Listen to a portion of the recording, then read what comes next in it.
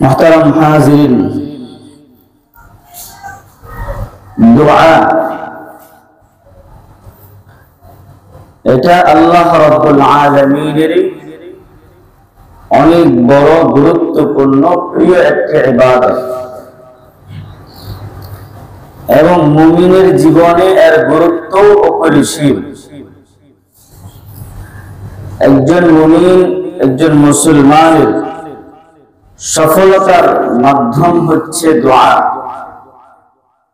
এই দোয়ার মাধ্যমে একজন মুসলমান সে বিভিন্ন রকমের বালা মুসিবত থেকে মুক্ত হয়, বিপদ আপদ থেকে মুক্ত হয়। দোয়ার মাধ্যমে মুমিনের বিভিন্ন রকমের প্রয়োজন পূরণ হয়।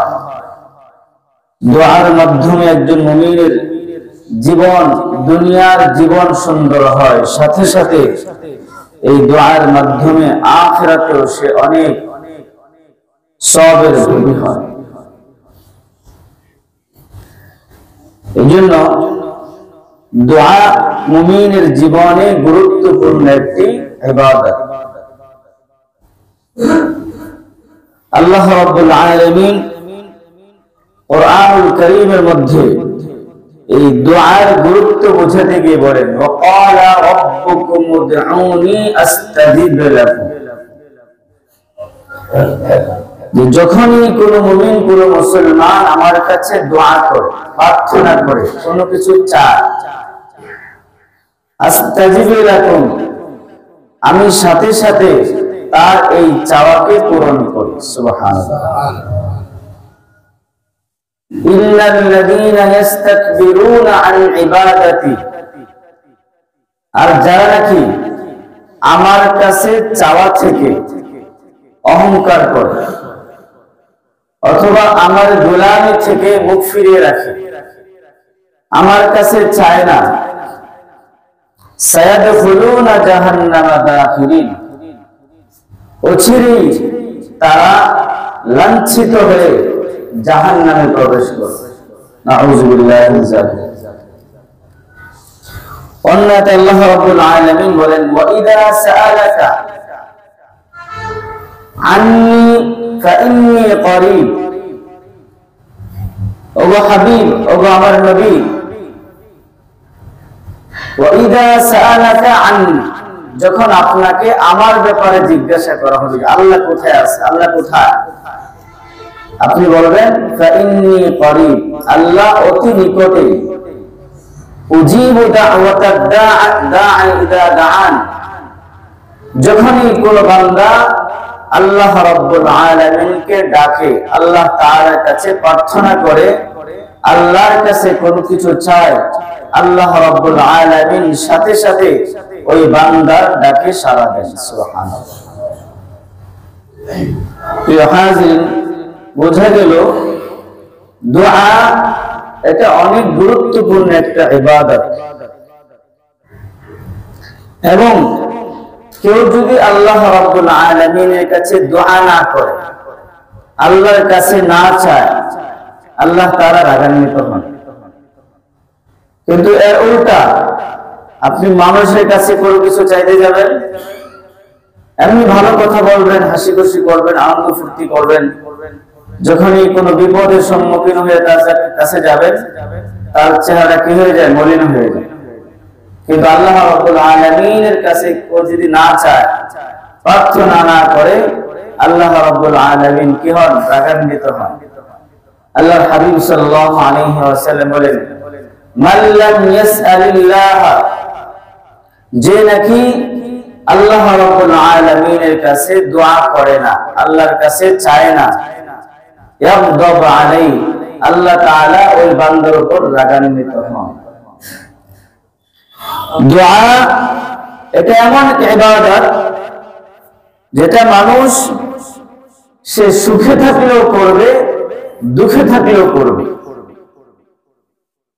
হাদিসের মধ্যে রাসূল আকরাম সাল্লাল্লাহু আলাইহি ওয়াসাল্লাম বলেন, যখন কোনো মানুষ সে ভালো থাকবে, সুস্থ থাকবে, তার অবস্থান ভালো থাকবে, সে অবস্থায় আল্লাহ তাআলার শুকরিয়া আদায়ে আল্লাহ তাআলার কাছে আরো বেশি পরিমাণে দোয়া করবে, রাসূল বলেন সে যখন দুঃখ পেয়ে কষ্ট পেয়ে বিপদ আপদে পড়ে আল্লাহ তাআলার কাছে কোনো কিছু চায়, আল্লাহ রাব্বুল আলামিন সাথে সাথে তার দোয়াকে কবুল করেন। সুবহানাল্লাহ। আমাদের তো সমস্যা এখানে, আমরা যখন বিপদে পড়ি তখন আমরা আল্লাহ তাআলাকে ডাকি, আর যখন সুখে থাকি, আমাদের অবস্থান ভালো থাকে, আয় রোজগার ভালো থাকে, আমাদের কোনো পেরেশানি না থাকে, তখন দোয়া করবো তো দূরের কথা, আমরা আল্লাহ তাআলার হুকুমগুলোই যথাযথ পালন করতে চাই না। আল্লাহ বলেন ওয়াইদা মাসাল ইনসানা দুররুন দাআনা সুম্মা ইযা খাওয়ালনাহু নি'মাতান মিন্না। এমন অনেক মানুষ আছে যখন সে বিপদে পড়ে আল্লাহ রাব্বুল আলামিনকে সদা সর্বদা ডাকতে থাকে, কিন্তু যখনই তার বিপদ দূর হয়ে যায় তখন তার ভাবখানা এমন দাঁড়ায় মনে হয় সে কখনো বিপদে পড়ে আল্লাহকে ডাকে নাই। কথা বলেন ঠিক কিনা? এরকম অনেক মানুষ আছে বিভিন্ন গুনাহের সাথে জড়িত, সুদ ঘুষের সাথে জড়িত, হারামের সাথে জড়িত, অনেক বড় সুস্থ হয়ে গেছে। এখন সে আল্লাহ তাআলার কাছে ওয়াদা করে, রব্বুল আলামিন যদি আমি সুস্থ হয়ে যাই তাহলে এই ধরনের আর কোনো কাজে লিপ্ত হব না, একেবারে এক চিল্লা তিন চিল্লা আল্লাহ আপনার রাস্তায় বের হয়ে যাব। কিন্তু হাজিরিন যখনই সে সুস্থ হয়ে যায় তখন আর সেই ওয়াদাগুলো তার মনে থাকে না। এই জন্য যারা মুমিন মুসলমান সে যেমনি ভাবে দুঃখে দুঃখী হয়ে বিপদ আপদের সময় আল্লাহ রাব্বুল আলামিনের কাছে দোয়া করবে, সে যখন সুখে থাকবে, ভালো থাকবে, সুস্থ থাকবে, তখনও সে আল্লাহ রাব্বুল আলামিনের কাছে দোয়া করবে। এটা রাসূলের হাদিস। রাসূল বলেছেন যে ভালো থাকা অবস্থায় আল্লাহ তাআলার কাছে দোয়া করবে, সে যখন বিপদে পড়ে আল্লাহ তাআলার কাছে দোয়া করবে, আল্লাহ তাআলা তার দোয়াকে কবুল করবেন। সুবহানাল্লাহ। দোয়া বালা মুসিবত দূর হওয়ার একটি গুরুত্বপূর্ণ মাধ্যম। হাদিসের মধ্যে রাসূল আকরাম সাল্লাল্লাহু আলাইহি ওয়াসাল্লাম বলেন, যখন কোন মানুষ দোয়া করে তখন আল্লাহ তাআলা তার বিপদকে আটকে দেন, মানে তার জীবনে কি আসে না বিপদ। এমনকি হাদিস রাসূল বলেন তার বিপদকে আল্লাহ তাআলা কিয়ামত পর্যন্ত আটকে দেন শুধুমাত্র তার দোয়ার কারণে। এইজন্য যখন আমরা সুস্থ থাকি, ভালো থাকি, আমাদের অবস্থান ভালো থাকে, পরিস্থিতি ভালো থাকে, তখন আল্লাহ তাআলার কাছে আরো বেশি পরিমাণে দোয়া করা এবং আমাদেরকে সব রকমের বিপদ আপদ থেকে হেফাজত করুন। এই দোয়ার মাধ্যমে রাসূল বলেন তার বিপদগুলোকে আটকে দেন। শুধু তাই নয়, কিয়ামত পর্যন্ত আল্লাহ তাআলা তার এই দোয়ার মাধ্যমে বিপদগুলোকে দূর করে দেন। সুবহানাল্লাহ। শুধু তাই নয়, বিশ্বনবী রাসূলুল্লাহ সাল্লাল্লাহু আলাইহি ওয়াসাল্লাম বলেন, লা ইয়ারুদ্দুল কাদা ইল্লা দুআ। দোয়া এমন এক ইবাদত, আল্লাহ রাব্বুল আলামিনের কাছে দোয়া করা অনেক গুরুত্বপূর্ণ ইবাদত। কেউ যদি আল্লাহ তাআলার কাছে মনোযোগের সাথে, ইহতিমামের সাথে দোয়া করতে পারে, তার তকদিরে, তার নসিবে কোন একটা জিনিস, কোন একটা বিপদ লিখিত ছিল, এই দোয়ার মাধ্যমে আল্লাহ রাব্বুল আলামিন তার তাকদীর পর্যন্ত পরিবর্তন করে দেন। সুবহানাল্লাহ। এইজন্য কবি বলেন, মা ইউসিনহু আহলে জমি আপনি খাতা সে, মা ইউসিনহু আহলে জমি আপনি খাতা সে, तकदीर बदल जाते हैं मुद्दतल की दुआ से। और दुनियार মানুষেরা নাফরমানি করে গুনাহের কাজ করে তখন আল্লাহ রাব্বুল আলামিনের রহমত থেকে নিরাশা না। আল্লাহ বলেন, কুল ইয়া ইবাদিয়াল্লাযীনা আসরাফু আলা আনফুসিহিম লা তাকনাতু মির রাহমাতিল্লাহ। ওগো আমার বান্দা, ওগো আমার গোলাম, গুনাহের কাজ করে আমার রহমত থেকে নৈরাশ হয় না। কারণ আমার কোন বান্দা যখন আমার কাছে তওবা করে, আমার কাছে ক্ষমা চাই, আমি আমার বান্দাকে সাথে সাথে মাফ করে দিই। সুবহানাল্লাহ। শুধু তাই নয়, আমার বান্দার তকদিরে কোনো জিনিস যদি লেখা থাকে, সে যদি আল্লাহ তাআলার কাছে ভালোভাবে চাইতে পারে, আল্লাহকে ডাকার মতো ডাকতে পারে, তার যে তকদিরে কোন একটা বিপদ লেখা ছিল, আল্লাহ তাআলা ওই দোয়া করার কারণে তার তকদির পর্যন্ত পরিবর্তন করে দেন। সুবহানাল্লাহ। তাহলে দোয়া গুরুত্বপূর্ণ কি গুরুত্বপূর্ণ না? এখন আমরা যদি দোয়া করি, নামাজটা পড়ে কোনোভাবে দুইটা হাতে কি দিলাম, বসা মাজা করে চলে গেলাম, এটা দোয়া হইল? দোয়া কবুল হওয়ার অনেকগুলো শর্ত আছে, এগুলো পরে বলবো। দোয়া বিভিন্ন বিপদ আপদে পতিত হয়ে, বালা মুসিবতে পতিত হয়ে দোয়া করা, এটা নবীদের সুন্নাত। যখনই কোনো বিপদে পড়ব, প্রথম নাম্বার কাজ হচ্ছে কার আশ্রয় গ্রহণ করা? বলেন, কার আশ্রয় গ্রহণ করা? আর আমাদের সমস্যা হচ্ছে, যখন বিপদে পড়ি আশেপাশের সব কিছু ঘুরে ফিরে যখন সমাধান না হয়, তখন আমরা কার কাছে আসি? তখন এসে বলি, আল্লাহ আপনি ছাড়া আমাদের কি নাই আর কেউ? অথচ মুমিনের জন্য দরকার ছিল, যখনই সে বিপদগ্রস্ত হবে, যখনই সে পেরেশানিতে পতিত হবে, তখনই সে আল্লাহ রাব্বুল আলামিনের কাছে আশ্রয় গ্রহণ করবে, আল্লাহ তাআলার কাছে সাহায্য চাইবে। আল্লাহ বলেন, ইয়া আইয়ুহাল্লাযীনা আমানুস্তাঈনু বিস-সাবরি ওয়াস-সালাহ ইন্নাল্লাহা মা'আস-সাবিরিন। ও ইমানদার ব্যক্তিরা, তোমরা নামাজ এবং ধৈর্যের মাধ্যমে আমার কাছে সাহায্য প্রার্থনা করো। অন্যতে আল্লাহ বলেন, আম্মান ইউজিবুল মুত্তারা ইযা দাআহু ওয়া ইয়াকশিফুস সুআ ওয়া ইয়াজআলুকুম খুলাফাআল আরদ। এই পৃথিবীতে এমন কেউ কি আছে যে তোমার বিপদের ডাকে সাড়া দেয়? আল্লাহ রাব্বুল আলামিন ছাড়া এমন কেউ আর নাই। এজন্য প্রিয় হাজিরিন, আম্বিয়া আলাইহিস সালাতু ওয়াস সালাম যখন ছোট থেকে ছোট কোনো বিপদে পড়তেন, বড় থেকে বড় ধরনের কোনো বিপদে পড়তেন, সাথে সাথে আল্লাহ রাব্বুল আলামিনের কাছে দোয়া করতেন, আল্লাহর আশ্রয় গ্রহণ করতেন। আল্লাহ রাব্বুল আলামিন পাহাড় সম বিপদ আপদ গুলোকে তাদের উপর থেকে দূর করে দিতেন। সুবহানাল্লাহ। হযরত নূহ আলাইহিস সালাতু ওয়াস সালাম তার উম্মতকে দীর্ঘদিন পর্যন্ত দাওয়াত দিচ্ছেন, কোনো কাজ হচ্ছে না, একটা দাওয়াত কবুল করতেছে না।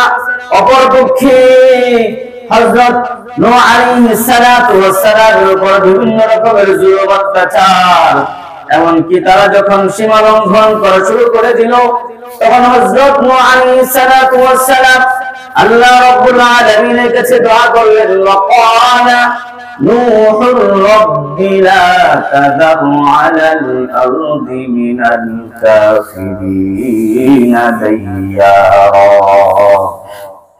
নূহ আলাইহিস সালাতু ওয়াস সালাম বললেন, ওগো মালিক, এই পৃথিবীতে কোন বেঈমান, আপনার কোন নাফরমানকে পৃথিবীর জমিনে ছেড়ে দিবেন না। আল্লাহ রাব্বুল আলামিনের সাথে সাথে হযরত নূহ আলাইহিস সালাতু ওয়াস সালামের দোয়াকে কবুল করলেন। ঈমানদার ছাড়া নূহ আলাইহিস সালাতু ওয়াস সালামের জামানায় যত বেঈমান কাফিররা ছিল, সকলকে প্লাবন দিয়ে ধ্বংস করে দিয়েছেন। দোয়া কবুল করছেন, করেন নাই? হযরত আইয়ুব আলাইহিস সালাতু ওয়াস সালাম অসুস্থ হয়ে আল্লাহ রাব্বুল আলামিনের কাছে দোয়া করলেন, وأيوب إذ نادى ربه أني مسني الضر وأنت أرحم الراحمين। আমি অসুস্থ, আপনি বড়ই দয়াশীল, বড়ই করুণাময়। রব্বুল আলামিন, আপনি আমাকে এই অসুস্থ থেকে সুস্থতা দান করেন। আল্লাহ বলেন, আমি সাথে সাথে আইয়ুবের দোয়াকে কবুল করেছি, তাকে সুস্থতা দান করেছি। আগে সুস্থ অবস্থায় তার যা যা ছিল আমি সব ফিরিয়ে দিয়েছি এবং তাকে আমি দ্বিগুণ করে দিয়েছি। সুবহানাল্লাহ। হযরত ইউনূস আলাইহিস সালাতু ওয়াস সালাম যখন ক্ষুব্ধ হয়ে তার জাতির সাথে রাগান্বিত হয়ে চলে গেলেন আল্লাহ রাব্বুল আলামিনের নির্দেশে, এবং মানুষেরা যখন তাকে নৌকা থেকে ফেলে দিল, তখন একটি মাছ হযরত নূহ আলাইহিস সালাতু ওয়াস সালামকে গিলে ফেলল। 3 দিন পর্যন্ত উনি মাছের পেটে ছিলেন। মাছের পেটে গিয়ে উনি আল্লাহ রাব্বুল আলামিনের কাছে দোয়া করলেন, ওয়াদান্নুনি إذ ذهب مغاضبا فظن أن لن نقدر عليه فنادى في الظلمات أن لا إله إلا أنت سبحانك إني كنت من الظالمين। নূহ আলাইহিস সালাম যখন রাগান্বিত হয়ে চলে গেলেন এবং মানুষেরা নৌকা থেকে তাকে ফেলে দিল, মাছ যখন গিলে ফেললো, তখন তিনি বললেন, লা ইলাহা ইল্লা আনতা, ওগো মালিক, ওগো আল্লাহ, আপনি ছাড়া কোনো মাবুদ নাই। ওগো আল্লাহ, আমি আপনি আমার উপর জুলুম করেছি, অন্যায় করেছি। রব্বুল আলামিন, আল্লাহ রব্বুল আলামিনের সাথে সাথে হযরত ইউনূস আলাইহিস সালাতু ওয়াস সালামের দোয়াকে কবুল করলেন। আল্লাহ তাআলা তাকে মুক্ত করে দিলেন। সুবহানাল্লাহ। ইয়া হাজিরিন, হযরত জাকারিয়া আলাইহিস সালাতু ওয়াস সালাম বৃদ্ধ হয়ে গেছেন, কোন সন্তানাদি নাই। আল্লাহ তাআলার কাছে দোয়া করলেন, ওয়া জাকারিয়া إذ نادى ربه رب لا تذرني فردا وأنت خير الوارثين। জাকারিয়া আলাইহিস সালাম আল্লাহ তাআলার কাছে বললেন, রব্বি লা তাযরনি ফারদান, ওগো রব্বুল আলামিন, আপনি আমাকে দুনিয়াতে একা ছেড়ে দিয়েন না। ওয়া আনতা খায়রুল ওয়ারিসিন, আপনি হলেন উত্তম উত্তরাধিকারী। রব্বুল আলামিন, ওগো আল্লাহ, আমাকে একজন নেক সন্তান দান করেন। আল্লাহ রব্বুল আলামিন হযরত জাকারিয়া আলাইহিস সালাতু ওয়াস সালামের দোয়াকে কবুল করেছেন। সুবহানাল্লাহ।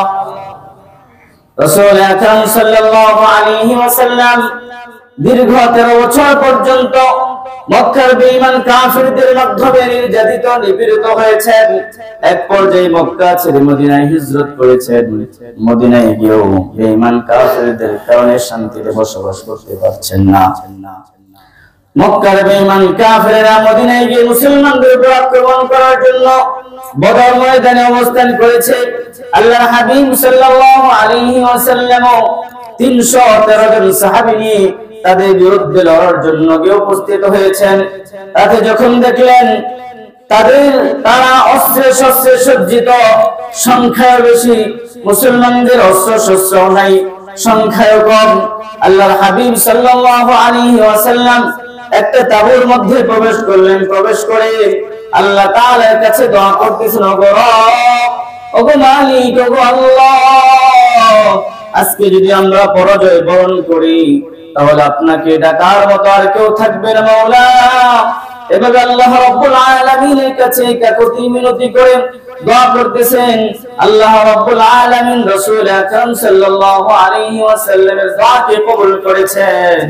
আল্লাহ তাআলা 313 জন সাহাবীকে 100 বেঈমান কাফিরের বিরুদ্ধে বিজয় দান করেছেন। সুবহানাল্লাহ। এইজন্য প্রিয় হাজিরিন, আমরা যখনই বিপদগ্রস্ত হব, যখনই পেরেশানিগ্রস্ত হব, যখনই বালা মুসিবত আমাদের উপর আসবে, সর্বপ্রথম আমরা কার আশ্রয় গ্রহণ করব? কার কাছে দোয়া করব? কার কাছে বেশি বেশি প্রার্থনা করব? আল্লাহ রাব্বুল আলামিনের কাছে। এই দোয়া কবুল হওয়ার অনেকগুলো শর্ত আছে। যদি আমরা শর্ত সাপেক্ষে আল্লাহ তাআলার কাছে দোয়া করতে পারি, আল্লাহ রাব্বুল আলামিন অবশ্যই আমাদের দোয়াকে কবুল করবেন। 1 নম্বর শর্ত হচ্ছে আশাবাদী হয়ে আল্লাহ তাআলার কাছে দোয়া করতে হবে। অবশ্যই আল্লাহ তাআলা আমাদের দোয়াকে কবুল করবেন। যদি আমরা দোয়া করার সময় মনে করি আল্লাহ দিবেন কি দিবেন না, দিবেন কি দিবেন না, তাহলে আল্লাহ তাআলা এই দোয়া কবুল করবেন না। এই জন্য 100% আশাবাদী হয়ে অবশ্যই আল্লাহ তাআলা আমাদের দোয়াকে কবুল করবেন। এবং আল্লাহ তাআলা বলেন দোয়া আল্লাহ তাআলার কাছে চাওয়ার পদ্ধতি কি, ইসতাঈনু বিস-সাবরি ওয়াস-সালাহ, তোমরা নামাজ এবং ধৈর্যের মাধ্যমে আল্লাহ তাআলার কাছে সাহায্য প্রার্থনা করো। এখন আমি যদি বিপদগ্রস্ত হই, একবার আল্লাহর কাছে একটু দোয়া করছিলাম, দুইবার তিনবার দোয়া করে যদি আমি ক্লান্ত হয়ে যাই, না আমার দোয়া মনে হয় আর হবে না। আমি যদি ক্লান্ত হয়ে যাই, নিরাশ হয়ে যাই, আমার দোয়া কবুল হবে না। বরং যতক্ষণ না কবুল হবে ততক্ষণ পর্যন্ত আল্লাহ তাআলার কাছে চাইতেই। এইজন্য এক নাম্বার হলো আল্লাহ তাআলার কাছে আশাবাদী হয়ে দোয়া করতে হবে, ধৈর্যের মাধ্যমে, ধৈর্যের সাথে আল্লাহ তাআলার কাছে চাইতে হবে, চেষ্টা করতে হবে। অবশ্যই অবশ্যই আল্লাহ রাব্বুল আলামিন দোয়া কবুল করবেন।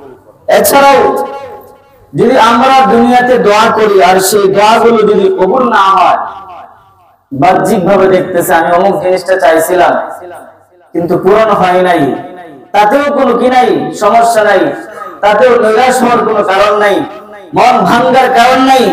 কারণ এই যে আমরা দোয়া করতেছি, আল্লাহ চাইতো যদি দুনিয়াতে আমার এই পাওয়াটা, আমার এই চাওয়াটা পূরণ হলে আমার জন্য কল্যাণ হয়, অবশ্যই আল্লাহ দিবেন। আর যদি আল্লাহ ভাবেন না এরা যদি আমি এই জিনিসটা দিই তার জন্য অকল্যাণ হবে, সেটা আল্লাহ তাআলার কাছে চাইছিল, আল্লাহকে স্মরণ করছিল, এর কারণে যথাযথ প্রতিদান আল্লাহ রাব্বুল আলামিন তাকে জান্নাতে দান করবেন। সুবহানাল্লাহ।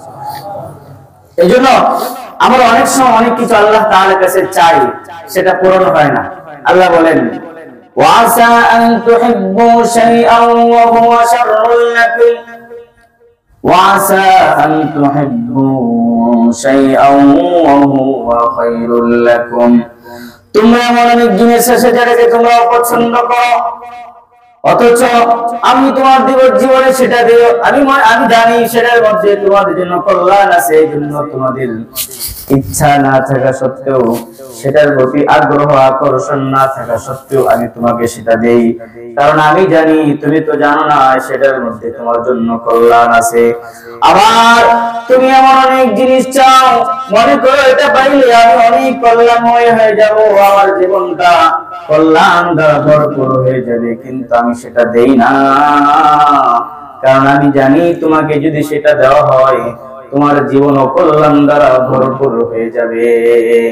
এই জন্য আমরা যে আল্লাহ তাআলার কাছে এটা চাই, অমুকটা চাই, তমুকটা চাই, তমুকটা চাই, যদি আল্লাহ তাআলা না দেয় মনে করতে হবে এটার মধ্যে আমার জন্য কল্যাণ। জানেন কে? গায়বের খবর রাখেন কে? অদৃশ্যের খবর কে রাখেন? আমার ভবিষ্যতের খবর কার কাছে আছে? আল্লাহ তাআলার কাছে আছে। এই জন্য আমি চাইলেই যে আমার সেটাকে দিতে হবে এরকম না, আমি যদি চাই, এই জন্য চাওয়ার আল্লাহ তাআলার কাছে কোন জিনিস চাওয়ার সিস্টেম পদ্ধতি হলো এভাবে বলা, রব্বুল আলামিন যদি এটার মধ্যে আমার জন্য কল্যাণ থাকে তাহলে আমাকে আপনি সেটা দিয়ে দিন বা আমার জন্য সেটাকে সহজ করে দিন, আর যদি অকল্যাণ থাকে তাহলে বাধা তৈরি করে দিন। এটা হলো চাওয়ার সিস্টেম। তখন আমরা সিস্টেম মতো চাই না, যার কারণে আল্লাহ তাআলার কাছে বলা হবে এটা দেন, এটা দেন, এটা দেন, আমার দরকার দরকার দরকার দরকার, দিতে হবে দিতে হবে। আল্লাহ তাআলাকে জানে এটা দিলে আমার জন্য কি হবে? অকল্যাণ। বুঝেন নাই?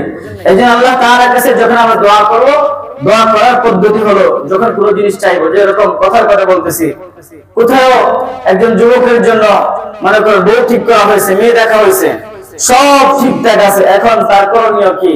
এখন তার করণীয় শুধু মার্কেট নিয়ে ব্যস্ত থাকা না, এখন তার করণীয় হলো আল্লাহ তাআলার কাছে দোয়া করা। কারণ এই যে সে বিবাহ শাদী করতেছে 2 দিনের ব্যাপার না, কিয়ামত পর্যন্ত এর ধারাবাহিকতা চলতে থাকবে। এই জন্য সে আল্লাহ তাআলার দোয়া করবে, রব্বুল আলামিন আপনি তো বড় মেহেরবান, আপনি তো আলিমুল গায়ব, আপনি তো সবকিছু জানেন। ও আল্লাহ এই বন্ধনের মধ্যে যদি আমাদের মধ্যে কল্যাণ থাকে তাহলে আমাদের এই কাজকে সহজ করে দিন, আর যদি অকল্যাণ থাকে তাহলে কোনো বাধা তৈরি করে দিন। এভাবে সব জিনিসের মধ্যেই যখনই আমরা কোন জিনিস আল্লাহ তাআলার কাছে চাইবো, এভাবে চাইবো রব্বুল আলামিন এটার মধ্যে যদি আমার কল্যাণ থাকে সহজ করে দিন, আর যদি অকল্যাণ থাকে তাহলে কোনো বাধা তৈরি করে। প্রিয় হাজিরিন, তাহলে দোয়া কবুল হওয়ার এক নম্বর শর্ত হচ্ছে আল্লাহ তাআলার কাছে আশাবাদী হয়ে দোয়া করা। দ্বিতীয় নম্বর, হারাম উপার্জন ছেড়ে দিতে হবে, হারাম ভক্ষণ ছেড়ে দিতে হবে, হারাম রিজিক পরিহার করতে হবে। কেউ যদি হারামে লিপ্ত থাকে, তার লেনদেন হারাম থাকে, তার উপার্জন হারাম থাকে, তার আয় ইনকাম হারাম থাকে, তার পোশাকে হারাম থাকে, তার চলাফেরা হারাম থাকে, অবৈধ পথে চলতে থাকে, তাহলে সে যতই দোয়া করুক আল্লাহ রাব্বুল আলামিন এই দোয়া কি করবেন না, কবুল। তাহলে দোয়া কবুল হওয়ার দ্বিতীয় নম্বর শর্ত হচ্ছে কি, হারামকে বর্জন করতে হবে। তৃতীয় নম্বর হলো রাসূল আকরাম সাল্লাল্লাহু আলাইহি ওয়াসাল্লাম বলেছেন যে আমাদের উপর একটা দায়িত্ব হলো সৎ কাজের আদেশ করা, অসৎ কাজ থেকে আমাদের সম্মুখে যদি কোনো অসৎ কাজ হয় তার থেকে মানুষকে বিরত রাখা, বারণ করা। এই দুই কাজ যখন কোনো মানুষ যথাযথভাবে করবে এবং সে নিজেও সৎ পথে চলবে, অসৎ পথ থেকে নিজেকে বিরত রাখবে, সে যখনই আল্লাহ রাব্বুল আলামিনের কাছে কোনো কিছু চাইবে আল্লাহ রাব্বুল আলামিন তার এই দোয়াকে কবুল করবেন। সুবহানাল্লাহ। চতুর্থ নম্বর শর্ত হলো আত্মীয়তার বন্ধনকে ছিন্ন না করা। আমাদের সমাজে এমন অনেক মানুষ আছে, ওই কোথায় বাড়ি, দূর দূরান্তে বাড়ি, তাদের সাথে অঙ্গাঙ্গি ভাবে জড়িত, কি মহাব্বত, কি ভালোবাসা, কত কিছু।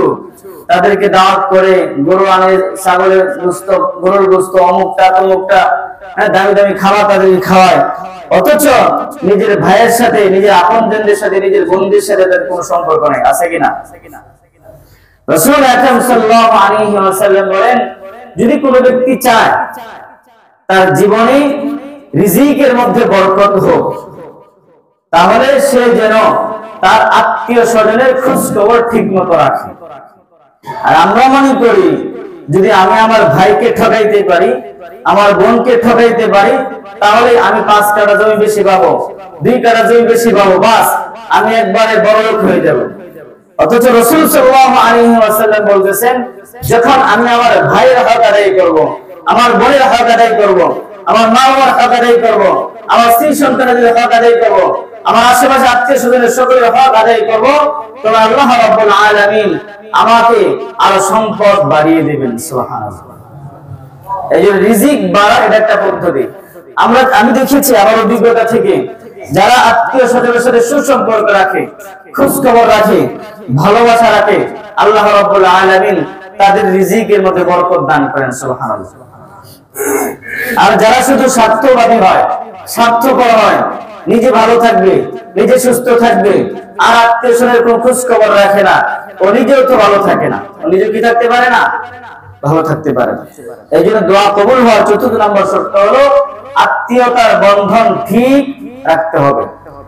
এখন বিষয় হলো, যদি কখনো কোনো আত্মীয় আমার দ্বীনের পথে বাধা হয়ে দাঁড়ায়, ইসলাম মানতে বাধা হয়ে দাঁড়ায়, তখন সেটা আল্লাহ তাআলার জন্য। তখন একজন আরেকজনের সাথে বন্ধুত্ব হবে আল্লাহ তাআলার জন্য, শত্রুতা হবে তার জন্য। আর কেউ যদি একে অপরের সাথে নিজ ব্যক্তিগত কারণে, দুনিয়ার কোনো কারণে, দুনিয়ার কোন স্বার্থের কারণে এক মুসলমান, আপন মানুষ বাদে দিলাম, এক মুসলমান আরেক মুসলমানের সাথে 3 দিন কথা না বলে, তাহলে তার কোন ইবাদত আল্লাহ তাআলার কাছে কবুল হবে না। কেন? দুনিয়ার সাথে। কিসের সাথে? দুনিয়ার সাথে। আর আখিরাতের সাথে যদি হয়, আল্লাহর সাথে হয়, সেটা জায়েজ আছে। কেউ যদি আপনাকে নামাজ পড়তে বাধা দেয়, ভালো ভালো কাজ করতে বাধা দেয়, সঠিক পথে চলতে বাধা দেয়, তখন আপনি যদি মনে করেন ওর সাথে চললে, ওর সাথে কথা বললে আমার দিন মানতে সমস্যা হয়, তখন আপনি চাইলে তার সাথে কথা না বললেও সমস্যা নাই। কিন্তু যদি আপনার ব্যক্তিগত কারণে, দুনিয়ার কারণে, দুনিয়ার কোন স্বার্থের কারণে 3 দিন কথা না বলেন, তাহলে আপনার আমার কোন ইবাদত আল্লাহ তাআলার কাছে কি হবে না? কবুল হবে না। পঞ্চম নম্বর যে বিষয়, সেটা হলো গুরুত্বপূর্ণ, মনোযোগের সাথে দোয়া করা। এখন মনোযোগ কিভাবে তৈরি হবে? মনোযোগ তৈরি হওয়ার জন্য অনেকগুলো বিষয় আছে। 1 নম্বর হলো বসার মাধ্যমে অনেক কিছু আছে। আমি এমন ভাবে বসে এমন একটা পরিস্থিতি, এমন একটা ভাব নিয়ে দোয়া করলাম, ভুলে যেতেছে আমার দেখি নাই। মনে করেন আপনি একজনের সামনে গেলেন, আপনার বড় একজনের সামনে গেলেন, গিয়ে আপনি মনে করেন এভাবে বসলেন, বলেন আপনি গেছেন আপনার বড় একজনের কাছে, গিয়ে আপনি এভাবে বসলেন, তখন কি যিনি বড় তাকে কি সম্মান দেখানো হয়েছে? সে বলবে ছেলেটা কেমন? আপনার একটু নম্রতার সাথে যদি বসেন, বিনয়ের সাথে যদি বসেন, তাহলে দুইটা পাও গেড়ে এরকম তার সম্মুখে বসতে হবে, তখন বোঝা যাবে যে আপনি তার সাথে কি সামনে কি হয়ে গেছেন, ছোট হয়ে গেছেন। ঠিক এমনি ভাবে আল্লাহ তাআলার কাছে দোয়া করার জন্য, দোয়া কবুল হওয়ার জন্য আগে বিনয়ী ভাব নিতে হবে যে আমি ছোট, আমি দুর্বল, আমি অসহায়, আমি কিছুই না, আমি এক ফোঁটা নাপাক পানি থেকে সৃষ্টি হয়েছি, আমার কোনো অস্তিত্ব নাই, আগেও ছিল না, পরেও আমার কোনো অস্তিত্ব থাকবে না, সুতরাং আমার কোনো ভেবে নাই। এই দুনিয়ার কয়েকটা দিন হলো আল্লাহ তাআলা আমাকে এই সুযোগ দিয়েছে। এই জন্য আল্লাহ তাআলার কাছে যখন আমরা দোয়া করব, বিনয়ী ভাব নিয়ে কাকুতি মিনতি করে, আল্লাহ যেন বুঝেন যে আমার কাছে সে কিছু চাইতেছে, কিছু পাওয়ার জন্য সে আমার কাছে ছোট হয়ে গেছে। যখন আমরা এরকম ভাবে আল্লাহ তাআলার দোয়া করব, কাকুতি মিনতি করব, মনোযোগের সাথে দোয়া করব এবং 100% বিশ্বাস থাকবে অবশ্যই আল্লাহ তাআলা দোয়া করবেন। যদি পারি চোখ থেকে অশ্রু ঝরাবো, যদি অশ্রু না আসে, চোখে পানি না আসে, কান্নার ভান করব। দুনিয়াতে তো ভান করলে মানুষ আর কেউ বিরক্ত হয়, তুচ্ছ তাচ্ছিল্য করে। রাসূল আকরাম সাল্লাল্লাহু আলাইহি ওয়াসাল্লাম বলেন, তোমার চোখে পানি আসতেছে না, তুমি কান্নার ভান করো, তুমি ভাব দাও, তারপর আল্লাহ রাব্বুল আলামিন তোমার দোয়াকে কবুল করে নেবেন। সুবহানাল্লাহ। এজন্য প্রিয় হাজিরিন, দোয়া এটা অনেক গুরুত্বপূর্ণ ইবাদত। একটু আগে বলেন লা ইয়ারুদ্দুল কাদা ইল্লা দুআ, যে মানুষের তাকদীর আছে, তাকদীর কখনোই পরিবর্তন হয় না, তবে দোয়ার মাধ্যমে কি হয়ে যায়, তাকদীর পরিবর্তন হয়ে যায়। এইজন্য যখনই বিপদে পড়বো দোয়া করা। আর আমরা দোয়া করি 1 মিনিট, আধা মিনিট, 10 সেকেন্ড, 20 সেকেন্ড, 2 সেকেন্ড দোয়া করে তাহলে শেষ করে দিই। অথচ দোয়াতে করা দরকার লম্বা সময় পর্যন্ত, নিজের জন্য, নিজের ছেলের জন্য, নিজের মেয়ের জন্য, নিজের বাবার জন্য, নিজের মার জন্য, নিজের আত্মীয় স্বজনের জন্য, সকল মুসলমানের জন্য, নিজের বিপদ আপদের জন্য, নিজের ব্যবসায়ের জন্য, নিজের আখিরাতের জন্য, গুনাহ মুক্তির জন্য, প্রতিটা বিষয় যদি আল্লাহ তাআলার কাছে তুলে ধরি, তাও তো আধা ঘন্টা দরকার। কথা বলেন ঠিক কিনা? প্রিয় হাজিরিন, এজন্য দোয়া কবুলের অনেকগুলো সময় আছে। যেরকম ভাবে আমাদের বাংলাদেশে সহ বিভিন্ন দেশে আপনার যেমন মোবাইল চালানো হয়, সিম কার্ডের মধ্যে বিভিন্ন অফার আসে।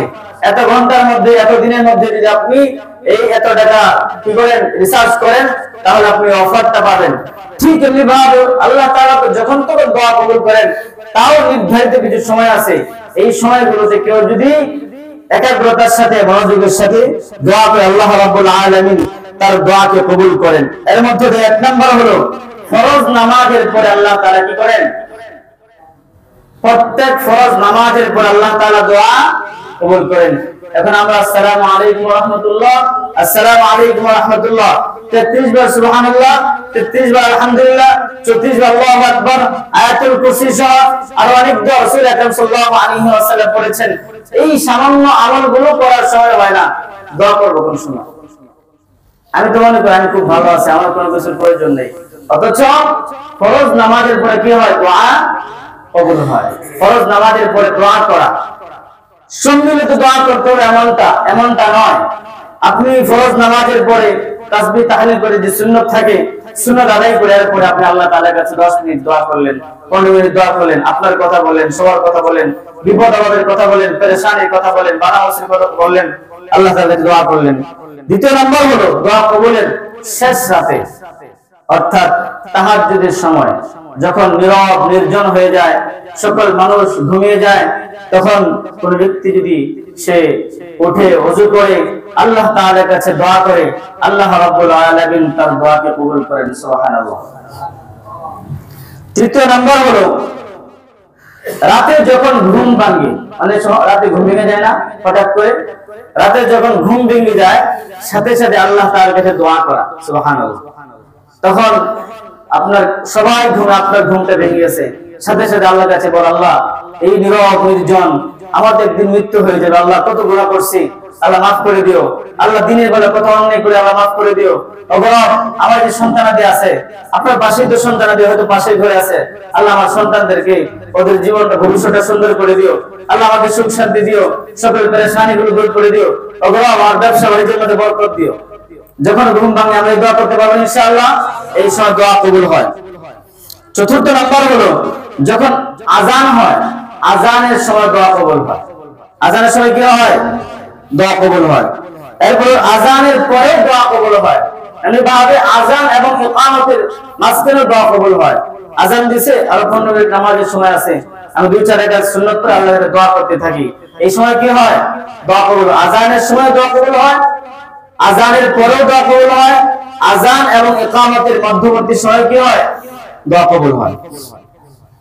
এরপর হলো সিজদারত অবস্থায়, নফল নামাজে, ফরজ নামাজে না, নফল নামাজে কেউ যদি সিজদারত অবস্থায় আল্লাহ তাআলার কাছে দোয়া করে, আল্লাহ রাব্বুল আলামিন তার দোয়াকে কবুল করেন। এমনি ভাবে জুমার দিন বিশেষ একটা মুহূর্ত আছে, শুক্রবার দিন, যে সময় আল্লাহ তাআলা দোয়া কবুল করেন। বিশেষ করে আসরের পর থেকে নিয়ে মাগরিব পর্যন্ত এই সময়টা দোয়া কবুলের সময়। এইজন্য আমরা যতই ব্যস্ত থাকি, আমরা তো শুক্রবারে অমুক জায়গায় যাই, তমুক জায়গায়, অমুক জায়গায়, অথচ আমরা সাজাইছি শুক্রবারকে বেড়ানোর জন্য, আর আল্লাহ আল্লাহ রাসূল শুক্রবারকে সাজাইছেন ইবাদতের জন্য। সুবহানাল্লাহ। যে প্রতিটা মুসলমান সে আগে জুমায় আসবে, সূরা কাহফ পড়বে, এরকম ভাবে আসরের নামাজের পর থেকে মাগরিব পর্যন্ত আল্লাহ তাআলার কাছে দোয়া করবে। বৃহস্পতিবার শুক্রবার বেশি পরিমাণে আল্লাহ রাসূল আকরাম সাল্লাল্লাহু আলাইহি ওয়াসাল্লামের উপর দরুদ পড়বে। এটি হলো শুক্রবারের আমল। যেহেতু সারা সপ্তাহে আমরা বিভিন্ন ধরনের কাজে লিপ্ত থাকি, শুক্রবার দিন দরকার ছিল ইবাদত বেশি পরিমাণে করার, কিন্তু আমরা শুক্রবার আরো বেশি কে যাই, উদাসীন হয়ে যাই। আল্লাহ তাআলা তৌফিক দান করুন, সকলে বলুন আমিন। প্রিয় হাজির, কয়েকজন ব্যক্তির দোয়া কখনো ফেরত দেওয়া হয় না। এর মধ্যে এক নম্বর হলো পিতা মাতা যদি সন্তানের জন্য দোয়া করে, সেই দোয়া কখনো আল্লাহ রাব্বুল আলামিন ফেরত। এখন অনেক সময় প্রশ্ন আসতে পারে, রব্বুল আলামিন, যে আমরা তো আল্লাহর কাছে সন্তানের জন্য একটা ছোট জিনিস চাইছিলাম, উল্টাটা হয়েছে, এটা আল্লাহ ভালো জানে, এটার মধ্যে হয়তো কি আছে। আল্লাহ একটু আগে বলছি, আমি আপনি যারা চাইতেছি আর উল্টা যদি হয় মনে করতে হবে এটার মধ্যে আল্লাহ কি রাখছেন? কল্যাণ রাখছেন। আমি আপনি হয়তো জানি না, বুঝি না, কে জানেন? আল্লাহ জানেন। এই জন্য কোন মাতা বলে যদি সন্তানের জন্য দোয়া করে, আল্লাহ তাআলা তাদের দোয়াকে কবুল করেন। কোন রোজাদার যদি দোয়া করে, আল্লাহ রাব্বুল আলামিন দোয়া কবুল করেন। কোন মুসাফির ব্যক্তি কোথায় সফর করতে গিয়েছে, সে যদি আল্লাহ তাআলার দোয়া করে, আল্লাহ রাব্বুল আলামিন দোয়া কবুল করেন। কোন মাজলুম ব্যক্তি যার উপর জুলুম করা হয়েছে, সে যদি আল্লাহ তাআলার দোয়া করে, আল্লাহ রাব্বুল আলামিন দোয়া কবুল করেন। গুরুত্বপূর্ণ বিষয় হলো, এক মুসলমান যখন আরেক মুসলমানের জন্য দোয়া করে, আল্লাহ তাআলা তার দোয়া কবুল করেন। সুবহানাল্লাহ। শুধু তাই নয়, আমি যখন আরেক ভাইয়ের জন্য দোয়া করব, তখন ফেরেশতারা আমার জন্য দোয়া করতে থাকে। সুবহানাল্লাহ। আমি যখন বলি আল্লাহ সকল মুসলমানদেরকে আপনি ভালো রাখুন, ফেরেশতারা বলতে থাকে আল্লাহ তারে আপনি ভালো রাখেন, তারে আপনি ভালো রাখেন। বলেন ফেরেশতাদের দোয়া কবুল কি কবুল না? এই জন্য আমরা দোয়া করার সময় কি নিজের জন্য শুধু দোয়া করব, সবার জন্য দোয়া করব? সবার জন্য দোয়া করব। আল্লাহ রাব্বুল আলামিন আমাদেরকে বেশি পরিমাণে